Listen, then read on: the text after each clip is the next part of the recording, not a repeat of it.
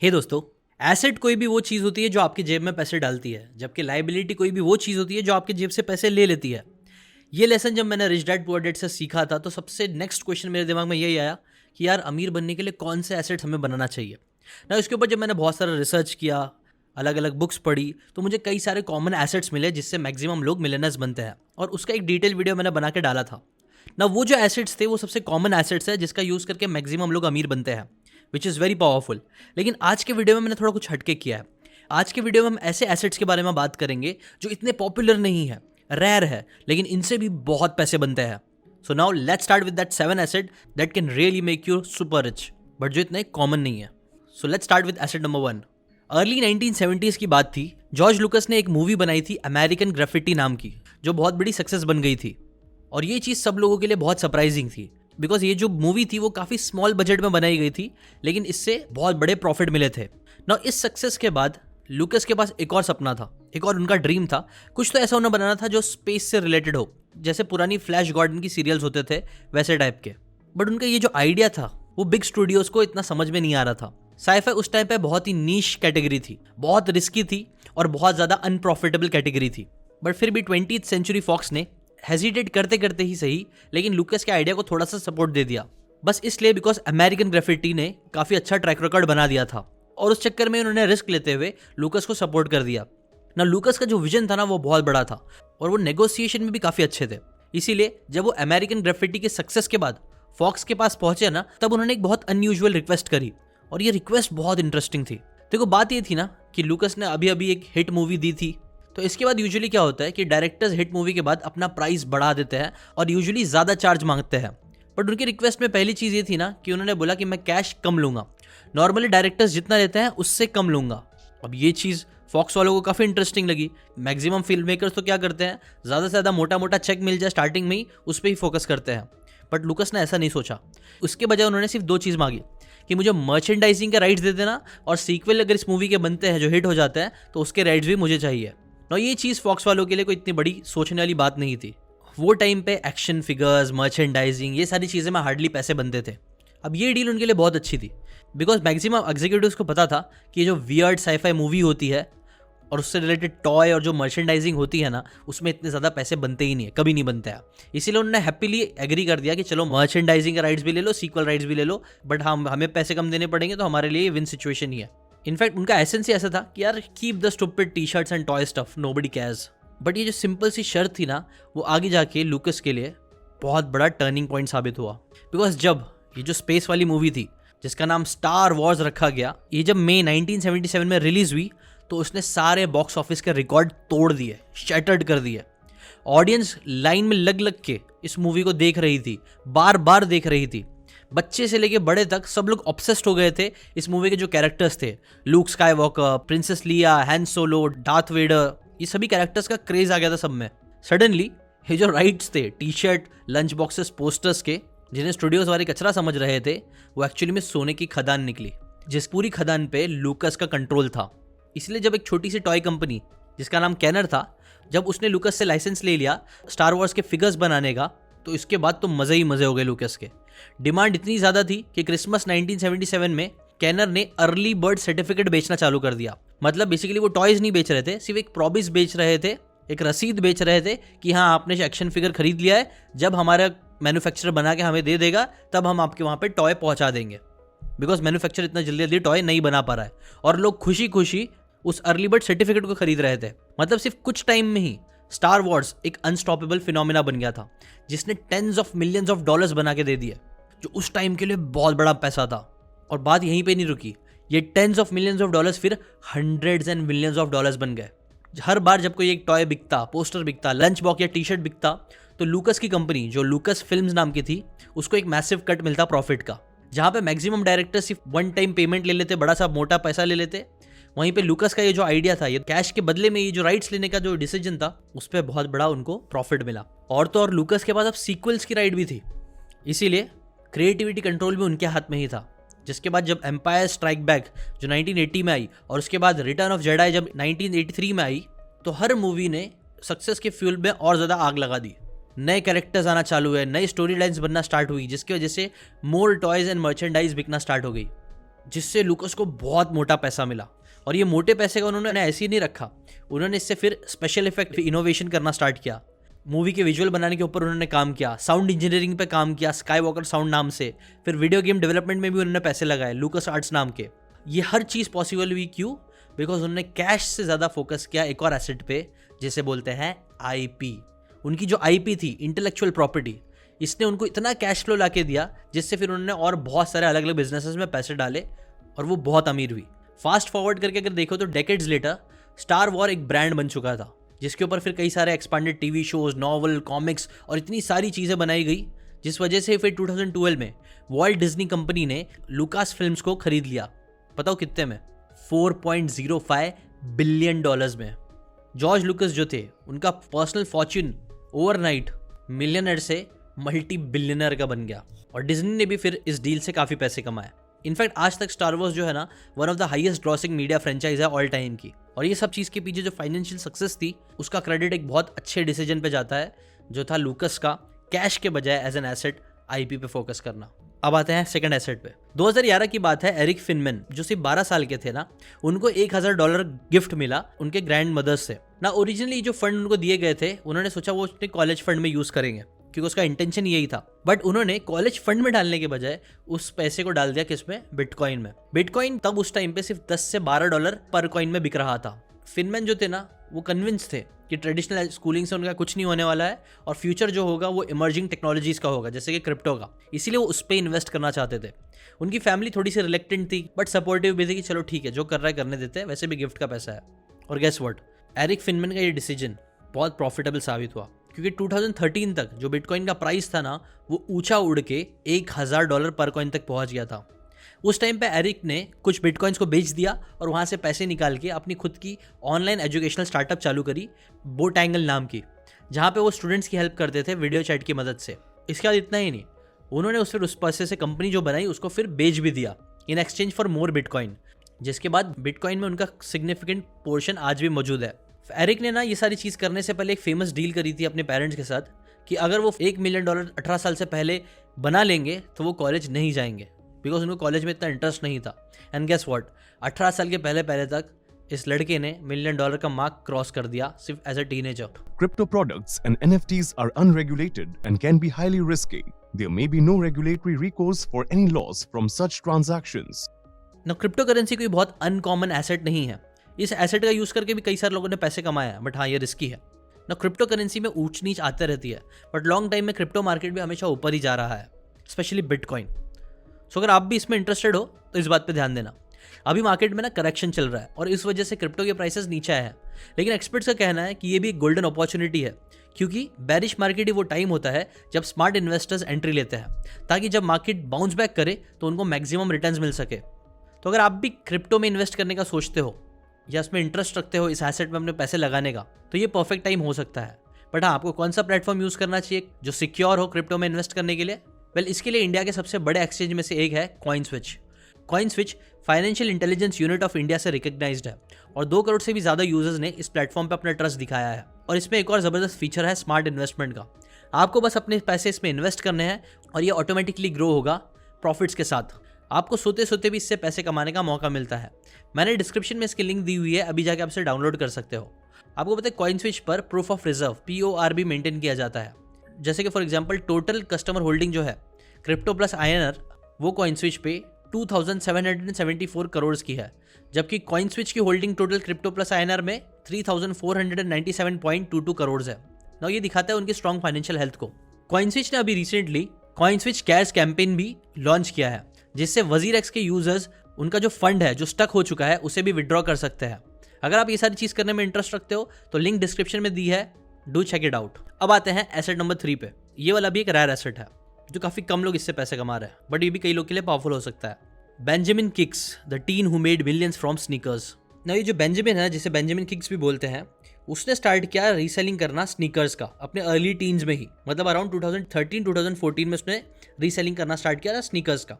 और बेंजामिन को ना ये बिजनेस जो था ना, वो बहुत ज़्यादा हुकी और हाई डिमांड वाला लगा। लिमिटेड एडिशन के स्नीकर्स को ढूंढना, जैसे कि यीजीज, एयर जॉर्डन्स, और फिर उस पर अपना प्रॉफिट लेके दूसरों को बेचना। बेंजामिन को जल्दी ये रियलाइज हो गया कि लोग है ना, जितना रिटेल प्राइस है किसी शूज़ का उससे ज़्यादा देने के लिए भी तैयार है अगर उनको उनके पसंद के शूज़ मिल जाए तो। बेंजामिन को एक बहुत अच्छी अपॉर्चुनिटी दिखी बिजनेस बनाने की, इसीलिए फिर उन्होंने पूरे पैशन के साथ इसके अंदर ही घुसने का डिसीजन लिया। उन्होंने लिमिटेड एडिशन ये जो शूज़ होते हैं ना उसको खरीदना स्टार्ट किया और फिर उसे ईबे पे और अलग अलग वेबसाइट पे बेचना स्टार्ट किया। बट एक चीज़ डिफरेंशिएटिंग फैक्टर ये थी ना कि बेंजामिन ने सिर्फ स्नीकर फ्लिपिंग का बिजनेस नहीं किया ईबे पे, इसके साथ साथ बेंजामिन ने रिलेशनशिप्स बनाने पे फोकस किया इन्फ्लुएंसर्स और सेलिब्रिटीज़ के साथ। जैसे कि फॉर एग्जांपल जो रैपर है डीजे खालिद, वो one of the first high profile client बना बेंजामिन का, जिसके बाद डीजे खालिद ने फेमसली बेंजामिन को सोशल मीडिया पे प्रेज भी किया। बस फिर क्या था, वहाँ से एक कास्केडिंग इफेक्ट हुआ। बेंजामिन फिर और दूसरे कई सारे सेलिब्रिटीज़ के साथ उन्होंने रिलेशनशिप क्रिएट किए, जैसे कि Travis Scott, Migos and Justin Bieber. ना बेंजामिन को ये भी पता था कि ये जो प्लेटफॉर्म्स है जैसे कि इंस्टाग्राम और सोशल मीडिया, ये बहुत ज़्यादा की रोल प्ले कर सकती है उनके बिजनेस के लिए, इसीलिए ही फोकस्ड ऑन दैट। उसने अपने स्नीकर्स को शो ऑफ करना स्टार्ट किया, उससे रिलेटेड वीडियोस बनाना स्टार्ट किए, सेलिब्रिटी एंडोर्समेंट्स करना स्टार्ट किया और इस वजह से भी thousands and thousands of followers को अट्रैक्ट किया अपने सोशल मीडिया पे, जो फिर एट द एंड उनके पोटेंशियल बायर्स भी बने। और बात यहीं पे नहीं रुकी, बेंजामिन ने फिर स्नीकर डॉन का नाम का ब्रांड बनाना स्टार्ट किया, एक बिजनेस जो डेडिकेटेड किया जाएगा हार्ड टू फाइंड शूजेस को फाइंड आउट करने में और फिर उनको हाई एंड क्लाइंट्स तक पहुंचाने में। और ये बिजनेस को अच्छा करने के लिए अगेन उन्होंने कॉन्टेक्ट्स पे फोकस किया, सिर्फ सेलिब्रिटीज पे नहीं, अलग अलग boutiques, sneaker retails, private collectors, सबके साथ अच्छे कनेक्शन बनाना स्टार्ट किए, जिससे धीरे धीरे क्या हुआ, एक पूरा इकोसिस्टम बनना स्टार्ट हुआ। उनको शूज मिलना स्टार्ट हुए अच्छे अच्छे और उसको उन्होंने बेचना स्टार्ट किया, जिससे फिर एक steady flow of limited releases उनके वहाँ पे मिलने लग गई। जैसे कि फॉर एग्जाम्पल एक पैर था यीजीज का जो $200 से $300 का बिकता था रिटेल प्राइस में, बट फिर उसी चीज़ को उन्होंने $1000 में बेच दिया, क्योंकि ये कॉमनली बिकता भी था। अब शायद आप बोलोगे क्या $200 $300 का $1000 करना कितना ही प्रॉफिट बन गया, बट बात ये थी ना, क्योंकि बेंजामिन के कॉन्टैक्ट्स बहुत अच्छे थे और उनको पता था कहाँ से सोर्स करना है, किसको बेचना है, इसलिए उन्होंने एक दो नहीं बल्कि hundreds and hundreds of pairs बेचना स्टार्ट कर दिया ऐसी शूज़ के, वो भी एवरी मंथ। जिसका रिजल्ट क्या हुआ, सिर्फ 16 से 17 साल की एज में बेंजामिन जो था ना, वो रूमर्ड है कि he started making well over $1 million in sales revenue every year. और फिर बेंजामिन ने अपने इनकम सोर्सेस को एक्सपांड करना स्टार्ट किया। सिर्फ स्नीकर्स को फ्लिप करने के बजाय he launch his merchandise, brand partnership पे फोकस करना स्टार्ट किया, कॉन्शियाज सर्विसेज, सेलिब्रिटी स्टाइलिस्ट और ऐसी कई सारी इंटरेस्टिंग चीज़ें उन्होंने करी, जिस वजह से फिर बड़े मीडिया हाउसेस ने भी उनके ऊपर फोकस करना स्टार्ट किया। CNBC और भी कई न्यूज़ चैनल और कई सारे लोगों ने इंटरव्यूज़ लेना स्टार्ट कर दिया, स्नीकर कल्चर के बारे में बात करना स्टार्ट कर दिया, जिसकी वजह से बेंजामिन का ब्रांड और स्ट्रांग होने लग गया। अब ये पूरी स्टोरी क्या दिखाती है कि कलेक्टिबल्स भी बहुत अच्छे एसेट्स बन सकते हैं। यूजुअली लोगों के दिमाग में आता है शूज़ ये सब तो यार लाइबिलिटी होगी, एक बार खरीद लिया लेकिन प्राइस गिरते रहेगा। सही बात है, मैक्सिमम शूज़ के लिए ये बात एकदम सही है, लेकिन कुछ शूज़ जो रेयर होते हैं, लिमिटेड एडिशंस होते हैं, जिनका प्राइसेस कम नहीं बल्कि ज़्यादा बढ़ता है, जिसमें मार्केट में डिमांड है, ऐसे कलेक्टिबल्स का यूज़ करके उसके अराउंड एक बिजनेस क्रिएट करके पैसे बहुत अच्छे बना सकते हो। और ये सिर्फ शूज़ के लिए ही नहीं है, वॉचेज़ और भी कई सारे कलेक्टिबल्स होते हैं जिससे आप पैसे कमा सकते हो। कुछ कलेक्टिबल्स जो आपके दिमाग में आ रहे हैं, मैं चाहता हूँ कमेंट करके ज़रूर बताना। तब तक के लिए हम आते हैं नेक्स्ट एसेट पे, जो है इक्विपमेंट्स। डॉन एफ अहम एक एंटरप्रेन्योर है जो लॉस वेगस निवाडा में रहते हैं ना। इनका जो बिजनेस था ना, वो उनके डैड ने, जॉन पी हर्न था, उन्होंने स्टार्ट किया था एक रेंटल स्टोर नाम से, आहन रेंटल सेंटर, जो 1953 में उन्होंने बनाना स्टार्ट किया।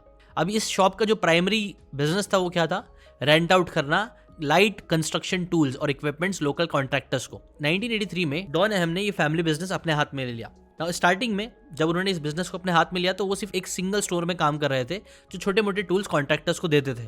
लेकिन डॉन को रिकॉग्नाइज हुआ ना कि यार डिमांड बढ़ती जा रही है, लास वेगस में काफ़ी हैवी कंस्ट्रक्शन होना चालू हो गया है और कई सारे लोगों को हैवी इक्विपमेंट्स की ज़रूरत पड़ते रहती है, जैसे कि scissors lifts, boom lifts, fork lifts. Specially क्योंकि सिटी के जो होटल्स थे, कसिनो इंडस्ट्री थी, वो बूम हो रही थी। तो ये हाई डिमांड समझते हुए डॉन ने क्या किया कि उन्होंने पिवट किया अपनी कंपनी को। उन्होंने छोटे मोटे इक्विपमेंट्स को रेंट पे देने के बजाय लार्जर हैवियर इक्विपमेंट्स देना स्टार्ट कर दिया लोगों को। कंस्ट्रक्शन की मशीनरीज, स्कैफोल्डिंग, एरियल वर्क करने वाली आइटम्स, जो यूजुअली कॉन्ट्रैक्टर्स प्रीफर करते थे कि रेंट कर लेना, बिकॉज खरीदने जाते तो उनको बहुत महंगे में पड़ता और वो उनकी प्रॉफिटेबिलिटी के लिए अच्छा नहीं था। इसीलिए ये एक बहुत अच्छी डिमांड वहाँ पे बनना चालू हो गई, जिस डिमांड को डॉन ने बहुत ही अच्छे से रिस्क लेते हुए पूरा करना स्टार्ट कर दिया। बट हाँ, इधर पे भी उन्होंने बड़े प्रॉफिट बनाने के बजाय, कंपनी से पैसे निकालने के बजाय, उन्होंने और री इन्वेस्टिंग पे फोकस किया। उन्होंने नए नए इक्विपमेंट्स लेना स्टार्ट कर दिया और ज़्यादा फॉकलिफ्ट लेना स्टार्ट कर दिया, हैवी लाइन ऑफ ड्यूटी वाले कंस्ट्रक्शन इक्विपमेंट्स होते हैं ना, वो सारी चीज़ों में और इन्वेस्ट किया जिसमें बहुत पैसा लगता था। बट ये चीज़ को उन्होंने सिस्टमेटिकली किया। उन्होंने एक दो नहीं, बहुत सारे अलग अलग रेंटल ब्रांचेस खोलना स्टार्ट कर दिया निवाडा और नेबरिंग स्टेट्स में, जो इवेंचुअली फिर ओवर द टाइम 100 लोकेशन से ज़्यादा हो गया पूरे यूएस में। हर्न रेंटल्स यूएस की आप बोल सकते हो largest independently owned construction equipment rental company बन गई, जिसके अंदर फिर थाउजेंड्स ऑफ एम्प्लॉय काम करते थे। और इनका जो एनुअल रेवेन्यू रिपोर्ट किया जाता है $600 मिलियन के ऊपर पहुंच गया था। कुछ लोग तो ये भी एस्टिमेट करते हैं कि वो $1 बिलियन तक भी पहुंचा था एक साल में। डॉन हन की जो खुद की वैल्यू है हंड्रेड्स नहीं तो at least tens of millions of dollars की तो है ही है, जो सॉलिडिफाई करती है उनका status as the one of the wealthiest individual in the industry. और यही है हमारा एसेट नंबर 4 जो है इक्विपमेंट्स। आप देख सकते हो मार्केट में कौन से टाइप के इक्विपमेंट्स की जरूरत लोगों को पड़ रही है, और अगर आपके पास पैसे हैं तो आप उन इक्विपमेंट्स को खरीद के उनको रेंट पे दे सकते हो।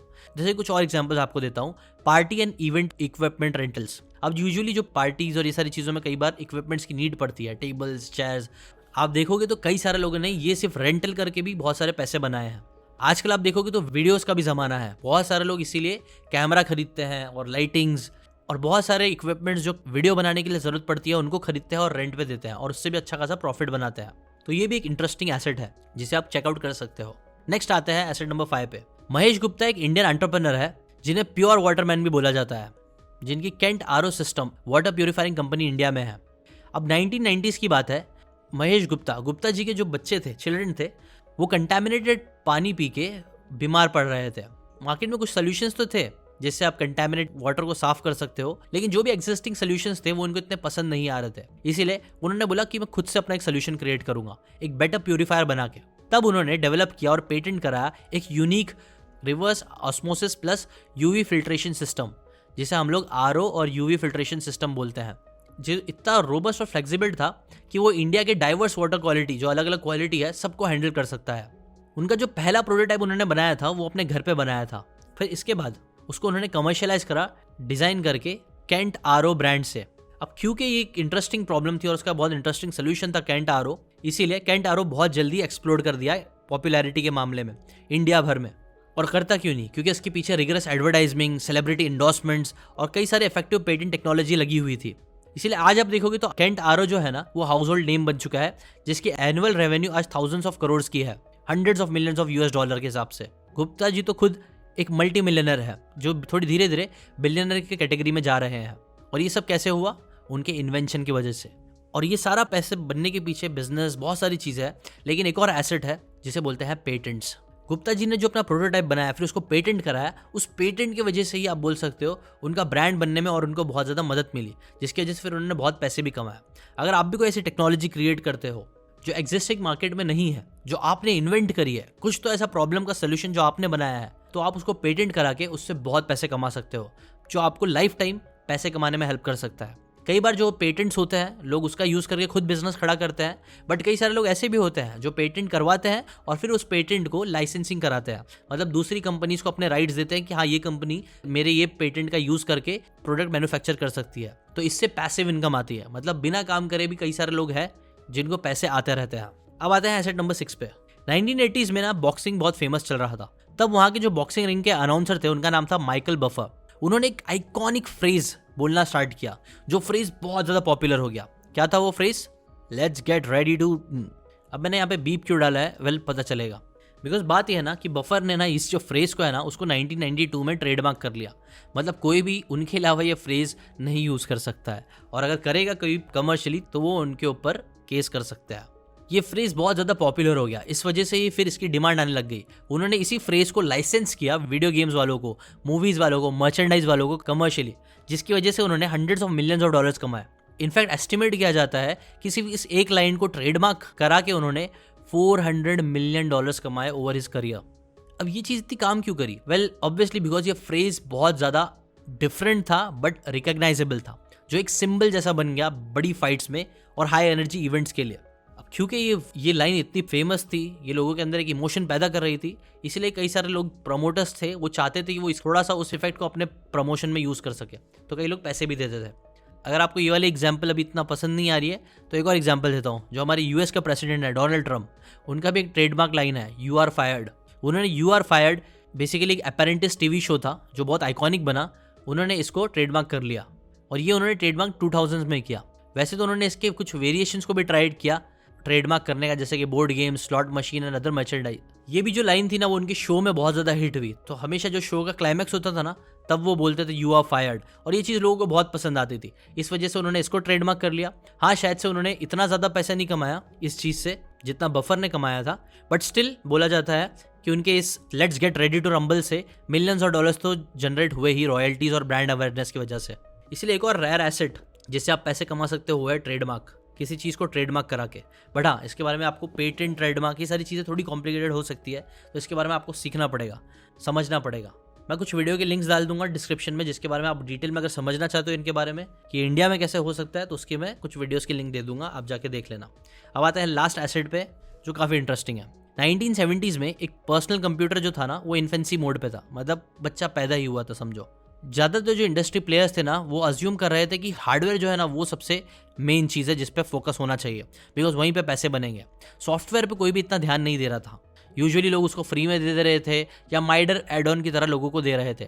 लेकिन बिल गेट्स जो थे ना, जो हार्वर्ड ड्रॉप आउट थे, उनको लगा कि यार रियल गोल्ड तो एक्चुअली में इसमें ही है, राइटिंग एंड लाइसेंसिंग सॉफ्टवेयर में। इसीलिए उन्होंने और उनके पार्टनर जो पॉल एलन थे ना, उन्होंने माइक्रोसॉफ्ट को फाउंड किया एक विजन के साथ कि पर्सनल कंप्यूटर्स में सॉफ्टवेयर हार्डवेयर से ज़्यादा इंपॉर्टेंट हो जाएंगे, और इसके ऊपर फिर उन्होंने काम करना चालू किया। 1980s में IBM ने डिसाइड किया कि वो खुद भी पर्सनल कंप्यूटर के मार्केट में जाएंगे। अब IBM जो था ना वो बहुत बड़ा प्लेयर था जिसे बहुत सारे कंप्यूटर्स बनाने थे, लेकिन उनके पास ऑपरेटिंग सिस्टम नहीं था अपने PC प्रोजेक्ट्स के लिए, बट कहीं से तो OS आना चाहिए था ना। बात ये थी ना, माइक्रोसॉफ्ट के पास खुद का कोई अच्छा OS नहीं था, बट बिल गेट्स को पता था कि अगर वो इस प्रॉब्लम का सोल्यूशन निकाल देते हैं, उसको लाइसेंस करवा देते हैं, कोई एग्जिस्टिंग OS को ही पकड़ लेते हैं, तो उनको उससे बहुत पैसे मिल सकते हैं। इसीलिए उन्होंने एक existing quick and dirty OS जो सिएटल कंप्यूटर प्रोडक्ट्स की कंपनी यूज़ कर रही थी उसे ही रिफाइन किया और उसको ही लाइसेंस करके उन्होंने IBM को बेच दिया। बट हाँ, उन्होंने डायरेक्टली OS पूरा बेचने के बजाय एक अलग सी शर्त रखी। उन्होंने ये शर्त रखी कि पर डिवाइस लाइसेंसिंग डील होगी, और याद रखो ये सबसे की डिसीजन था, और यहीं पे एसेट छुपा हुआ है। बताओ यहाँ पे एसेट क्या है? यहाँ का मेन एसेट है नॉलेज। बिकॉज नॉलेज ये थी ना कि PCs बहुत टेक ऑफ करने वाले हैं, बहुत सभी लोग PC यूज़ करेंगे। बिल गेट्स की नॉलेज थी कि यार जितने PC होंगे अगर उस पर थोड़ा थोड़ा भी पैसा मिलना चालू हुआ तो इससे वो बहुत ज़्यादा पैसे कमा सकते हैं कंपेयर टू सिर्फ एक टाइम पे ज़्यादा पैसे लेने के। और उनका ये नॉलेज बेस्ड जो डिसीजन था वो बहुत पावरफुल साबित भी हुआ। IBM ने जब लॉन्च किया PC माइक्रोसॉफ्ट MS-DOS के साथ, तो माइक्रोसॉफ्ट ने एक और समझदारी वाला काम किया था, बिकॉज उनके पास नॉलेज थी। उन्होंने एक्सक्लूसिवली IBM को राइट्स नहीं दिए थे कि सिर्फ वही यूज़ कर सकते हैं। उन्होंने ऐसा डील रखा था कि वो चाहे तो किसी भी और को अपने सॉफ्टवेयर्स को बेच सकते हैं, अदर कंपनीज को।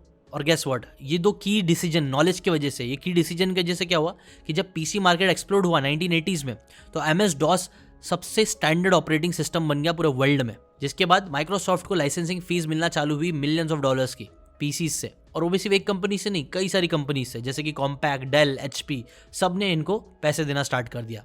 बिल गेट्स का जो पर्सनल स्टेक था माइक्रोसॉफ्ट में वो स्काई रॉकेट पहुंच गया, making him a multi billionaire by the age of 30। और इसके बाद कई सालों तक वो दुनिया के सबसे रिचेस्ट इंसान रहे, just because of one very strong asset. हाँ, ऐसा नहीं था कि उन्होंने सिर्फ नॉलेज के बेस पे किया, नॉलेज के साथ एक्शन भी था, बट नॉलेज यहाँ पे बहुत बड़ा बेट था जिसने फ्यूचर की वैल्यू समझते हुए उनको ये डिसीजन लेने में हेल्प करी। इसीलिए बिल गेट्स भी अगर आप देखोगे तो बुक्स पे बुक्स पढ़ते रहते हैं, नई नई नॉलेज लेते रहते हैं, अलग अलग लोगों से अलग अलग बातें आज भी सीखते रहते हैं, बिकॉज नॉलेज ही वो चीज़ थी जिसकी वजह से वो दुनिया के सबसे रिचेस्ट इंसान बने।